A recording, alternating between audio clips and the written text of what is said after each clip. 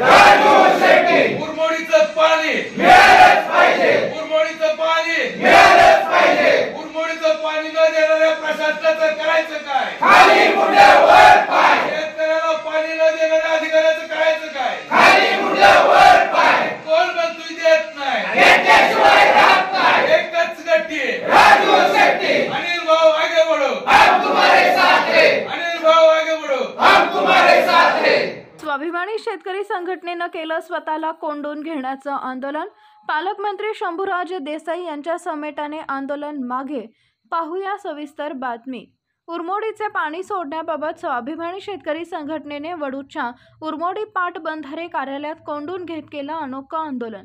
आज शेतकरी संघटनेच्या कार्यकर्त्यांनी पाणी आमच्या हक्काचं नाही कोणाच्या बापाचं, कोण म्हणतं देत नाही, घेतल्याशिवाय राहत नाही, एकच शेट्टी राजू अशा घोषणा देत थेट उरमोडी पाटबंधारे कार्यालयात प्रवेश करत अधिकाऱ्यांच्या समोर जात ठिय्या मांडला व पुन्हा जोरदार घोषणाबाजी केली। खटाव तालुक्यात सध्या पाण्याची कमतरता भासत असून सर्व जलस्रोत आटले असल्याने पाण्याचे दुर्भिक्ष जाणवत आहे। शेतात असणारी गहू, हरभरा, ज्वारी ही पिके ऐन भरात आली असून सध्या त्यांना पाणी नसल्याने ती वाया जाण्याची शक्यता नाकारता येत नाही। या पार्श्वभूमीवर आज वडूजमध्ये आंदोलन करण्यात आले। सुमारे 5 तास आंदोलन करण्यात आलं। त्या आंदोलनाच्या पार्श्वभूमीवर पालकमंत्री शंभूराजे देसाई यांच्यासोबत अधीक्षक अभियंता नाईक यांनी शुक्रवार 12 जानेवारी रोजी बैठक घेत ठरली आहे।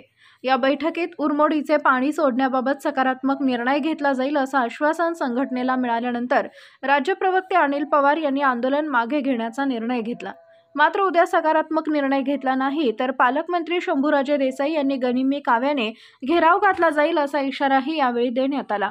सातत्यानं ह्या अधिकाऱ्यांशी संपर्कात होतो, पत्रव्यवहार करत होतो की लवकरात लवकर शेतकऱ्याला वेळेवर पाणी मिळावं, परंतु 1.5 महिन्यानंतर सुद्धा अजून या प्रशासनाला जाग आली नाही।